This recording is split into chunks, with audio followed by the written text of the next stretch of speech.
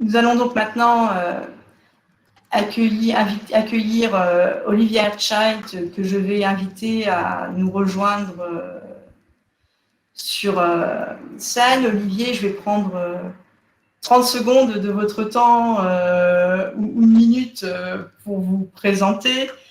Vous êtes maître de conférence en sciences de l'information et de la communication à l'Université de Nantes et enseignez notamment à l'UIT de La Roche-sur-Yon.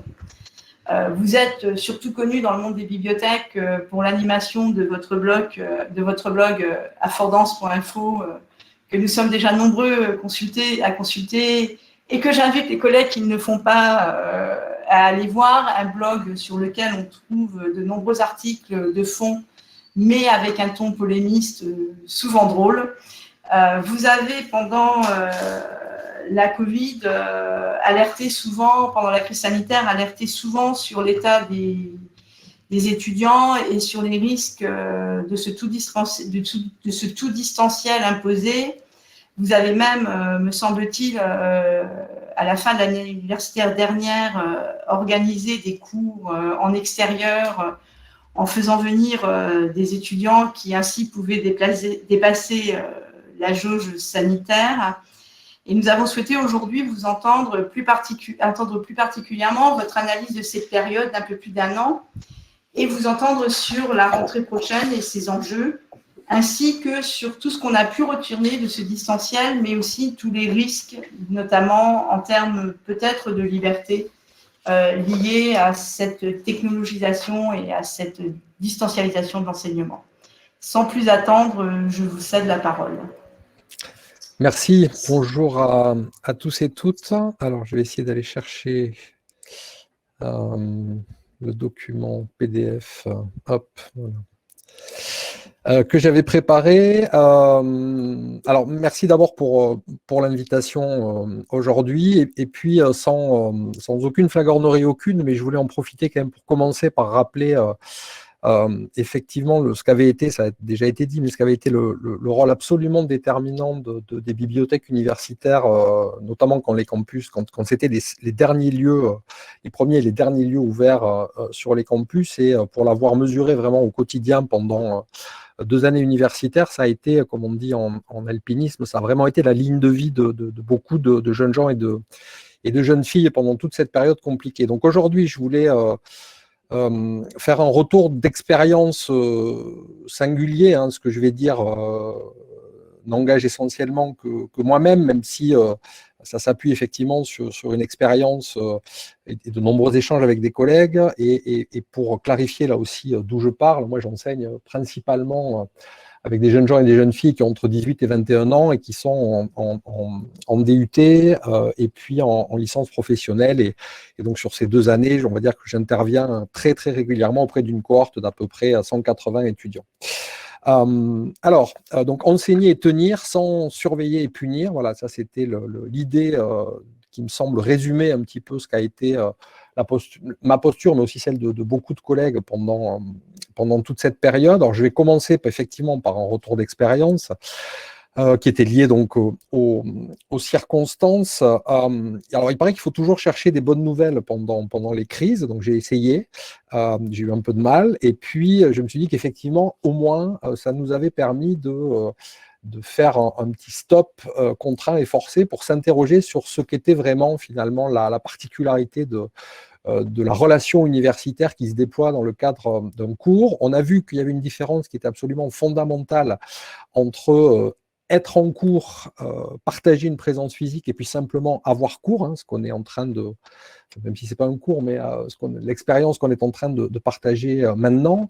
Et puis, moi, ça m'a rappelé ce qui était une citation de Jean-Michel Salin, qui avait, que chacun d'entre vous connaît probablement, qui avait longtemps notamment dirigé l'école de bibliothéconomie et des sciences de l'information à Montréal, et qui disait le document fondateur dans l'université, c'est le cours présenté en classe et construit sur une économie directe de l'attention. Et ce qui a vraiment été extrêmement difficile à tous les points de vue, c'est la rupture sur cette économie directe de l'attention. Dès lors qu'on a cassé cette espèce de pacte attentionnel, on a a vu chacun se multiplier, alors sous des modalités différentes, mais les écrans noirs, les gens qui étaient là sans être là, ceux dont on ne s'est aperçu que plus tard et que trop tard qu'ils prétendaient être là et qu'en fait ils n'étaient pas là. Et puis d'autres qui ont aussi, il faut le dire, vécu cette période. Alors c'est une très très très infime minorité, mais qui l'ont vécu comme une forme de détachement qui leur allait mieux. Alors tout ça, moi, ce qui m'a beaucoup interpellé pendant ces 2 années universitaires-là, c'est vraiment la question des corps et la question du mouvement. Et quand on réfléchit finalement à ce que c'est qu'un cursus, étymologiquement, hein, ça vient du mot courir, et la question c'était, quand on prive les gens à ce point de sociabilité élémentaire qui implique effectivement de se déplacer, d'aller en cours, de filer en cours, hein, il y a toutes ces expressions qu'on entend souvent. Quand on coupe ces déplacements, est-ce qu'on est encore capable, est-ce que l'université est encore en situation, en capacité de proposer des cursus, mais des cursus immobiles, avec cette forme paradoxale effectivement qui s'installe? Est-ce qu'on peut faire de la pédagogie? Alors, étymologiquement, la pédagogie, ça vient de pédagogein, c'est l'esclave, enfin, qui accompagnait à pied l'enfant sur le chemin de l'école. Est-ce qu'on peut faire de la pédagogie immobile, ce qui a été notre cas pendant tout ce temps? Et puis, alors bien sûr, au début, hein, c'est ce que j'ai mis sur ces diapos outrancièrement chargés, mais c'était pour que chacun puisse ensuite s'y référer si nécessaire. Au début, il y a eu une injonction sanitaire qui était vitale et nécessaire, et il ne s'agit pas de discuter ça. Par contre, très vite, ce qu'on a imposé aux universités, de mon point de vue en tout cas, a été un choix politique et qui a été très très difficilement vécu par des enseignants, mais aussi par les étudiants. Moi, j'ai souvenir au lendemain d'un des discours là, d'Emmanuel Macron où il a annoncé que les universités et les étudiants réouvriraient en dernier, après les églises, après même les bars, les restaurants, les discothèques, etc. à l'époque, où le lendemain, j'ai vu des étudiants, enfin j'ai vu à distance des étudiants en véritable état de sidération, c'est-à-dire des jeunes gens entre 18 et 20 ans qui ne comprenaient plus. Et un des intervenants tout à l'heure parlait de la question du sens. Ils ne trouvaient plus aucun sens dans le sort qui leur était fait. Donc voilà ce sur quoi on a essayé de s'interroger. Alors, du coup, pour essayer là aussi d'imager un petit peu, en s'appuyant sur des réalités, on s'est beaucoup interrogé sur ce qu'on avait fait, sur ce qu'on avait vraiment pu enseigner, transmettre, sur ce que les étudiants avaient vraiment pu assimiler comme notion et comme connaissance en fonction des CM, des TB, enfin, en fonction des types classiques d'enseignement. Et il me semble qu'on a davantage, pour utiliser un petit néologisme ou barbarisme, on a davantage ensoigné qu'enseigné, c'est-à-dire qu'on a vraiment proposer des modalités palliatives. On était là au titre du soin. On l'a, me semble-t-il, majoritairement assumé. Alors, et puis, il me semble qu'il y a, c'est assez facile de creuser la métaphore avec les soignants, puisqu'effectivement, on a eu des étudiants qui étaient en situation de patience, qui étaient autant de passion pour nous, et que cette situation-là, où on était vraiment contraint de porter une attention extrême à l'état psychologique de nos étudiants, au-delà bien sûr de nos compétences d'enseignement, ça nous a rappelé aussi, sans mettre les deux situations à aucun moment sur le même plan, mais ça a fait ressortir de manière encore plus cruelle et violente, effectivement, les déficits structurels qui touchent les métiers du soin. C'est-à-dire qu'on a vraiment encore plus que d'habitude mesuré à quel point le manque d'encadrement, le manque de postes, le manque d'accompagnement, la multiplication des statuts précaires était un empêchement et nous contraignait à des situations encore plus compliquées que ce que la réalité sanitaire imposait. Et puis, il y a ce que j'ai essayé d'illustrer avec ces deux images, deux chambres. Hein. Il y a beaucoup d'étudiants, vous le savez aussi bien que moi, qui ont vécu l'essentiel de ces confinements dans des espaces qui étaient multiformes, qui était une chambre de CTU, souvent bien moins belle d'ailleurs que celle que j'ai mise à l'écran, qui ont vécu parfois enfermés pour certains d'entre eux pendant plus de 6 mois sans aucune possibilité de sortir et qui ont, alors là aussi, hein, c'est pas juste pour le plaisir de la métaphore ou de la lamentation, mais pour avoir échangé vraiment avec beaucoup d'entre eux, qui ont vraiment vécu ça comme une espèce d'enfermement et voilà, ils étaient prisonniers comme dans une chambre d'hôpital avec ces écrans qui remplissaient cette espèce de même fonction de monitoring, c'est-à-dire à la fois de prise en compte des constantes vitales. Hein. Au début de tous les cours, on commençait par demander si ça allait bien, s'il n'y avait pas de soucis particuliers, etc. Et puis en même temps, j'en parlerai à la fin de mon intervention assez rapidement, mais effectivement sur la dimension de la surveillance aussi, puisque c'est une question qui s'est posée notamment dans le cadre des examens. Voilà, donc en gros, c'était là aussi pour faire des mauvais jeux de mots, mais j'aime bien ça, on était un petit peu devant la fenêtre et le néant, et puis la métaphore de l'ordinateur comme fenêtre, hein, avec le célèbre environnement Windows, elle a pris sévèrement du plomb dans l'aile, et on s'est retrouvé là aussi, juste pour le plaisir du jeu de mots, mais on s'est vraiment trouvé dans des situations de veuvage pédagogique, c'est-à-dire que là aussi, pour avoir échangé avec beaucoup de collègues, mais beaucoup d'entre vous ont certainement aussi vécu ces situations en termes de formation, il n'y a rien de plus triste que de faire face à ces fameux écrans noirs et d'essayer, autant que faire se peut, de rétablir un petit peu de lien. Alors, chacun face à tout ça a déployé bien sûr ses propres stratégies de compensation ou de décompensation. Une des stratégies, moi, que j'ai essayé de mettre en place, c'était effectivement des cours de rue à une période où vraiment, c'était en décembre, et vraiment, il y avait des situations de mal-être alarmantes, hein, qui nous revenaient, nous, en tout cas, du terrain, et encore une fois, des étudiants qu'on connaît. Et où il s'agissait donc effectivement de retrouver cette espèce d'immédiat et de leur permettre de trouver une respiration, de sortir de chez eux. Alors, il y a eu des échanges assez chouettes avec des étudiants qui étaient venus à ce cours de rue là, et qui pour la première fois avaient pris le train et qui m'expliquaient que voilà, ils avaient pris le train exprès parce qu'ils habitaient assez loin, donc ça leur avait coûté de l'argent parce que ça a duré 2 heures, hein, mais ça leur a permis de se déplacer, de sortir, de passer la journée ou une partie de la journée avec certains de leurs camarades, et puis de retrouver une activité et une présence collective. Voilà.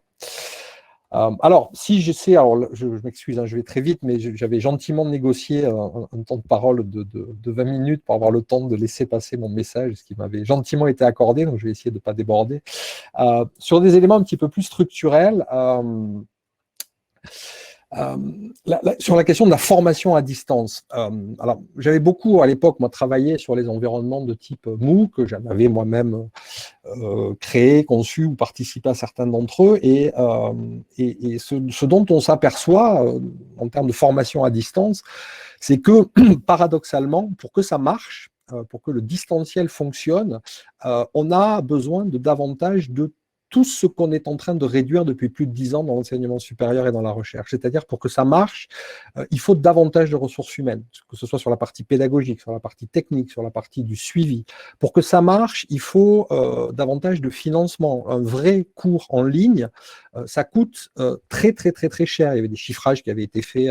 Je ne parle pas d'une séquence de cours, hein, je parle d'un cours déployé sur une vingtaine ou une trentaine d'heures. Ça coûte très cher, beaucoup plus cher qu'un cours en présentiel.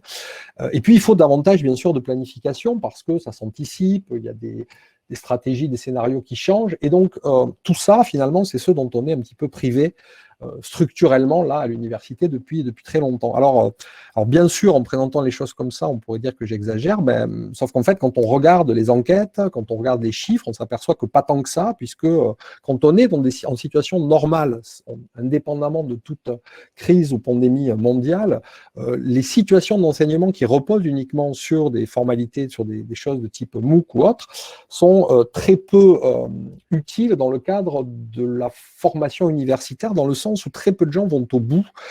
Les étudiants en général ne vont pas au bout des MOOC qu'on leur propose pour plein de raisons, on pourra échanger aussi. Donc, encore une fois, il ne s'agit pas de tout jeter, hein, ce n'est pas du tout mon propos, mais il s'agit d'interroger la proportionnalité de ces éléments-là dans les cursus.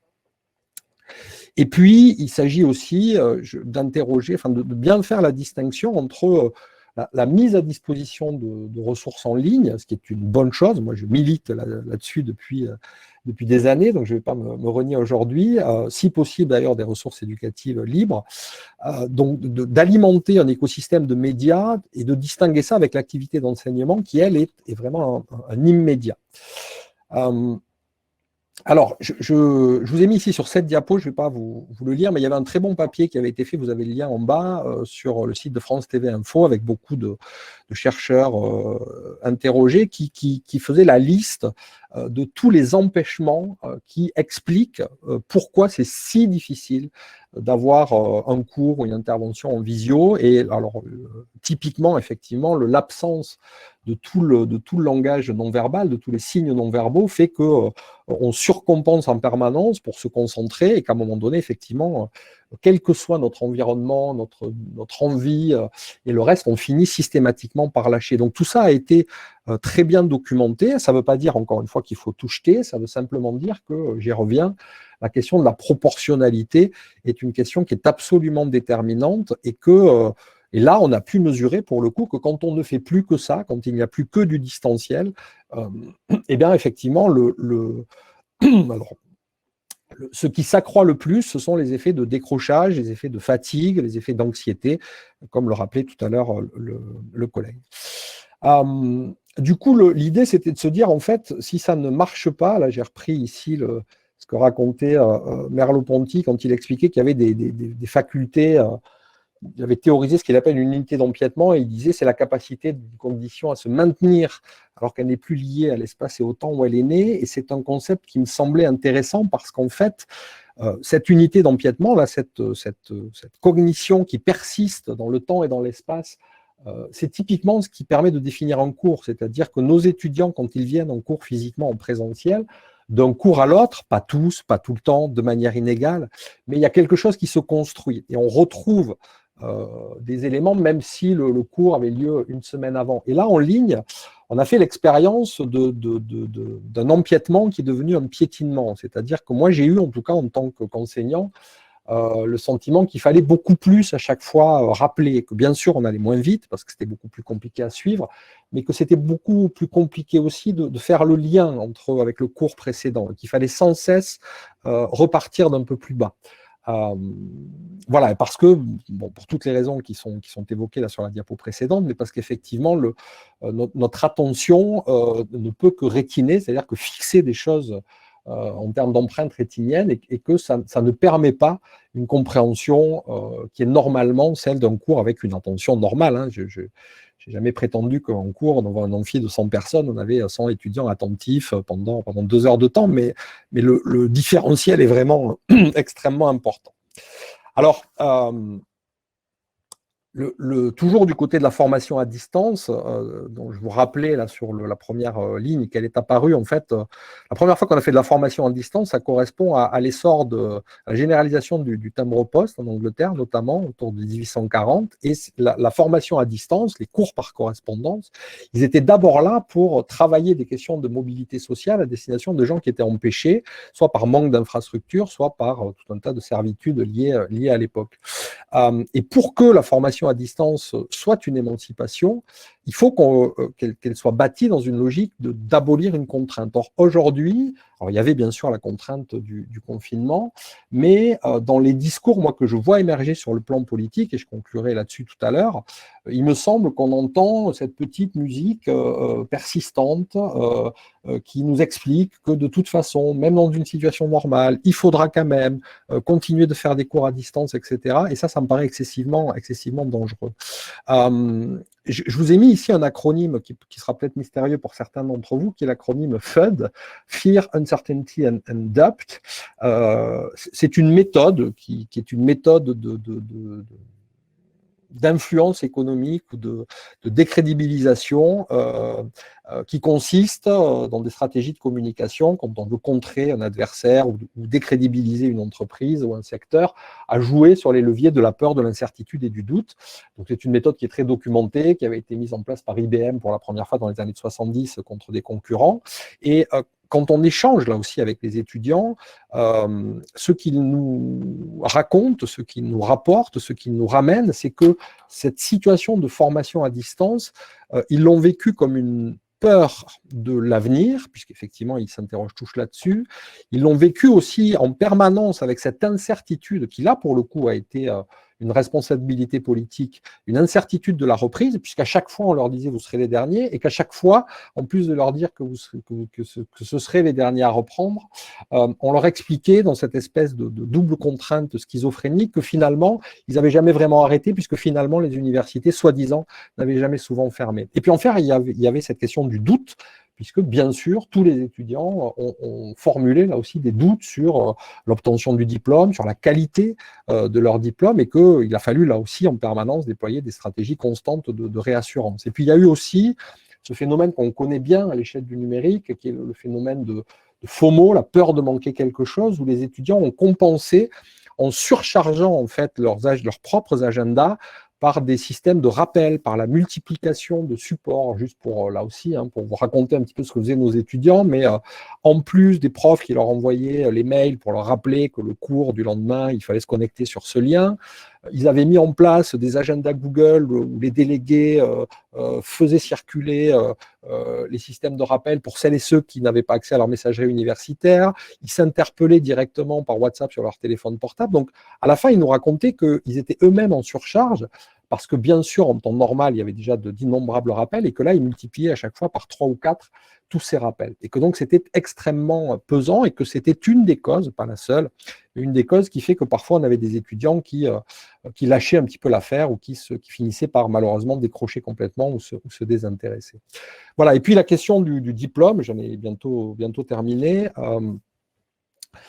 La question là aussi, c'est de savoir, je parlais au début de ce que c'était qu'un cursus, qu'est-ce que c'est qu'un diplôme s'il n'y a plus, s'il y a cette rupture du pacte attentionnel direct, s'il n'y a plus ces questions de mobilité, de déplacement, qu'est-ce qui reste finalement de ce qu'on appelle aujourd'hui un diplôme et qu'est-ce qui reste du diplôme quand on croise ça, alors ça c'est pas directement lié à la période qu'on vient de vivre, mais ça s'est renforcé on va dire, avec les tentatives de passage en force constante du ministère sur des stratégies de certification. Là, il y a eu une grande bataille qui a été menée, qui s'est très peu vue, mais en DUT, enfin en BUT plus exactement, le ministère a imposé d'en haut l'obligation pour toutes les études de langue de passer par un organisme de certification privé et payant.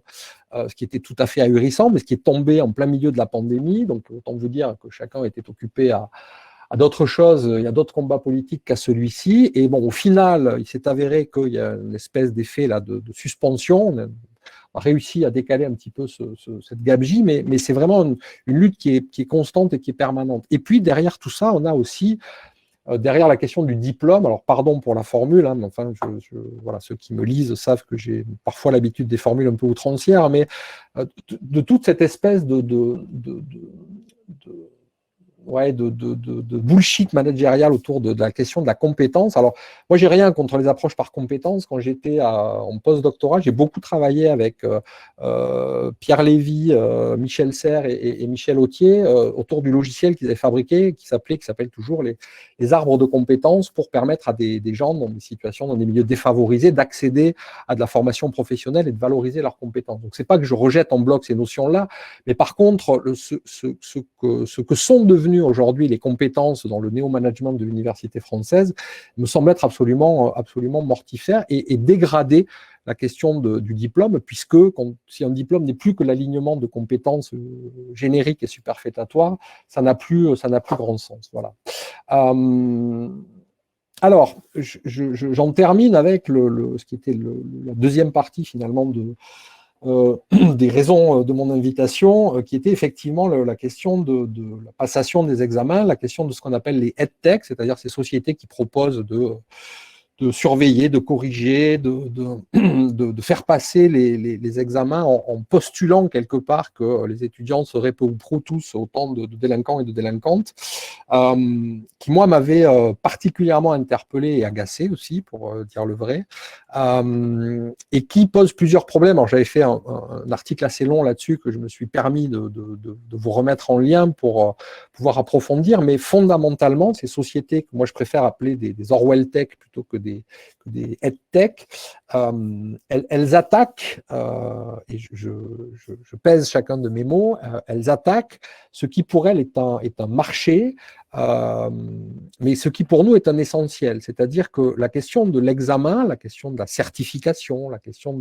du diplôme, de ceux qui valident le diplôme, fait partie intégrante du cours. Un cours, c'est aussi réfléchir à la conception de ce que va être l'examen, c'est aussi être présent quand les étudiants sont en train de passer cet examen, et c'est aussi bien sûr être en capacité de corriger soi-même l'examen, ce qui ne veut pas dire qu'on n'a pas le droit, quand on est fatigué ou qu'on n'a pas le temps, de déployer des QCM qui s'auto-corrigent sur Moodle, hein, je l'ai fait aussi, mais un cours, d'abord, c'est un tout, et dans ce tout, il y a effectivement cette partie terminale que constitue l'examen. Et ces sociétés-là, Proctor Exam et tant d'autres, qui attaquent le marché de la formation en ligne, hein, pour le dire clairement, et le marché de l'université, d'abord, ce sont des prestations qui sont assez coûteuses, hein, entre 2 et 10 euros par étudiant, en fonction bien sûr des seuils, des jauges, de ce que vous demandez, sachant que l'université française ne roule pas sur l'or. Ça contribue à privatiser davantage un secteur pour lequel on dispose paradoxalement de solutions gratuites, open source, stables, hein. On a tous des interfaces Moodle ou autres dans nos universités qui font la même chose fondamentalement. Alors, ce que ne font pas les plateformes dont on dispose, c'est effectivement la dimension intrusive, puisqu'on a quand même vu des choses hallucinantes. Enfin, pardon si tout le monde l'a déjà mesuré, mais on a quand même vu des présidents d'université ou des responsables de formation qui, sans sourciller, expliquaient qu'ils ne voyaient pas le problème au fait de demander à des étudiants confinés dans leur chambre, dans les conditions qu'on connaît, d'activer un système de visiosurveillance pendant l'examen qui allait scanner leur chambre pour vérifier qu'il n'y avait pas des gens qui passaient ou qu'ils ne trichaient pas, etc. On a quand même vécu, alors après, il y a eu des effets de rétropédalage, mais on a quand même vécu 1 ou 2 mois où on avait l'impression vraiment d'évoluer dans un univers parallèle. Donc c'est extrêmement intrusif, c'est bien sûr la plupart du temps illégal aux règles des contraintes proposées, enfin des règles proposées par la CNIL par exemple, mais le vrai danger, c'est le danger de l'effet cliqué, c'est-à-dire que si on commence à accepter ça, on installe chez ces jeunes gens et chez ces jeunes filles, et puis chez nous aussi, l'idée que c'est acceptable, et que finalement il n'y a pas tant de problème que ça à scanner la chambre d'un étudiant dans son espace intime pour vérifier qu'il ne triche pas dans une situation d'examen. Et puis, je termine là-dessus, mais c'est presque l'essentiel. C'est une rupture fondamentale des principes élémentaires de l'équité devant l'examen. C'est-à-dire qu'on le sait tous, quelle que soit la configuration, quelle que soit l'acculturation au numérique, il y a toujours le truc qui plante, il y a toujours, on l'a vu tout à l'heure, la déconnexion impromptue. Et bien sûr, il y a une fracture numérique qui est encore importante, hein, dans nos universités et chez ces publics, qui fait que ça me paraît tout à fait ahurissant de tenter d'imposer ces choses-là. Alors, pour terminer, voilà, c'est pas 4 mariages et un enterrement, mais c'est 4 questions, et puis j'espère qu'il n'y aura pas d'enterrement à la fin. Mais la première question, c'est qu'est-ce que c'est que l'essentiel de l'université publique? Et c'est ce que j'ai essayé de parcourir rapidement. Le cours, l'économie directe de l'attention, la délivrance de diplômes maîtrisés qui reposent sur des cursus d'apprentissage clairs et cohérents. La deuxième question, c'est la question des libertés individuelles, et bien sûr derrière aussi, parce que ce serait un petit peu dommage de ne pas au moins l'évoquer, la question des libertés académiques, qui sont en ce moment un petit peu secouées, pour dire le moins, et la question de savoir comment on évite de passer de ces EdTech à des Orwell Tech. La troisième question, c'est vraiment, et moi c'est ce qui m'a le plus, à la fois agacé, énervé, déprimé, mais en même temps surmotivé pour continuer d'essayer de faire ce métier-là, c'est ce que cette crise a révélé de la place de l'université dans les structures de pouvoir. Et on a vu, et on a dit, et le pouvoir a dit, même si derrière il a encore une fois ramé à contre-courant au dernier moment, que l'université et les étudiants étaient les derniers de cordée de ce projet de société. Et puis, il y a les choix institutionnels et politiques, et ça, c'est la dernière question, c'est-à-dire c'est ce qui va se passer demain. Moi, j'avais été extrêmement frappé par la déclaration de Michel Denneken, qui est le président de l'université de Strasbourg, qui, dans une dépêche AEF en mars 2021, expliquait sans sourciller, je vous ai mis la citation texto, que les années qui s'annoncent auront des conséquences en termes de coûts de ressources humaines de pédagogie. On ne pourra pas revenir en présentiel à 100%, ni à la rentrée prochaine, ni dans un an. Donc, je rappelle, on est en mars 2021, donc on est on va dire en sortie de crise, hein, l'horizon s'éclaircit, la vaccination est là.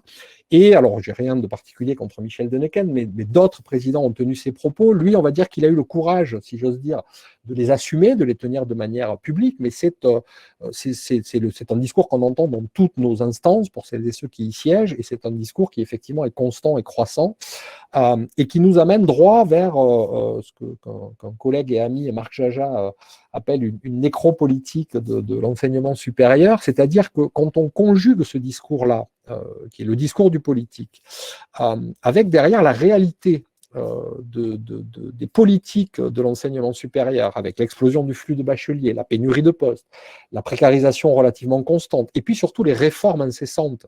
Là, on nage en pleine réforme du BUT en ce qui nous concerne. Quand on conjugue tout ça, il me semble qu'il y a un danger qui est clair et imminent, et qui en tout cas des zones de résistance à installer face à tout ça. Donc 4 mariages, un enterrement, et en tout cas 5 bonnes raisons, ce que j'ai rajouté là sur la fiche du film, de rester autant que faire se peut en présentiel constant et important. Voilà, merci. Je crois avoir un peu dérapé, donc un peu dépassé, pardon. Donc désolé pour ce dépassement, et merci en tout cas pour votre écoute.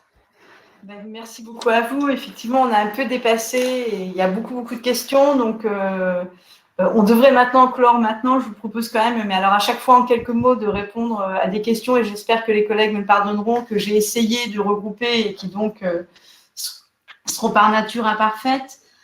Beaucoup de questions sur des parallèles à faire entre la gestion des boîtes courriels et l'infobésité, les réseaux sociaux et la vie privée, comment imposer à des étudiants de mettre leur caméra, est-ce que c'est une pratique acceptable de contraindre un étudiant à allumer sa visio alors qu'il est chez lui, comment préserver sa vie privée?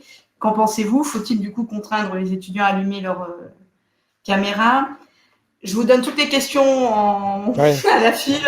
Comment expliquer que des étudiants nés avec des écrans aient eu autant de mal avec la formation à distance et avec l'apprentissage en ligne, finalement. Des remarques aussi sur le fait qu'on a rencontré les mêmes difficultés avec la formation continue, en fait, en termes de maintien de l'attention. Et plein d'autres questions que j'ai pas le temps de répondre, donc j'ai essayé de regrouper en 3 questions, et si en 5 minutes je pouvais répondre, ça serait parfait. Promis. Autrement, on va vraiment beaucoup dépasser. Et en tout cas, c'était passionnant, c'est pour ça qu'aucun regret sur le fait que c'était un peu plus long que prévu.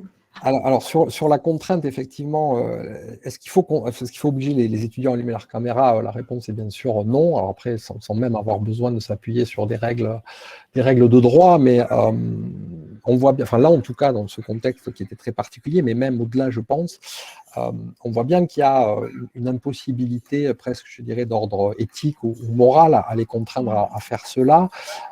Par contre, il y a, et tout un tas de collègues l'ont expérimenté, et ça s'est bien passé, il y a des moyens d'amener des étudiants dans le cadre d'un cours au début, au milieu ou à la fin, à de temps en temps refaire une apparition, si j'ose dire, mais en les y préparant, en l'anticipant, en le négociant. Voilà. Moi, ce qui m'a beaucoup occupé dans mon activité d'enseignant là, sur toutes ces périodes, c'est vraiment la dimension de la négociation.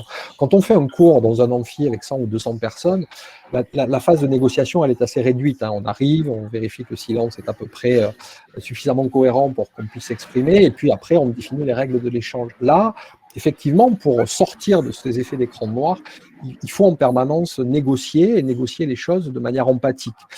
Et c'est bien le moins qu'on puisse faire. Alors après, sur la question des étudiants, effectivement, qui étaient les fameux digital natives là, qui vivent leur vie connectées et entourées d'écrans et qui auraient du mal, ou qui ont du mal avec la formation à distance. Il y a une citation d'un camarade qui, dans un colloque, avait dit, on lui posait la question effectivement des étudiants des digital natives, disait, moi je suis de la génération de l'automobile et je suis pas né avec un permis de conduire et en sachant conduire. Donc c'est la même chose pour eux.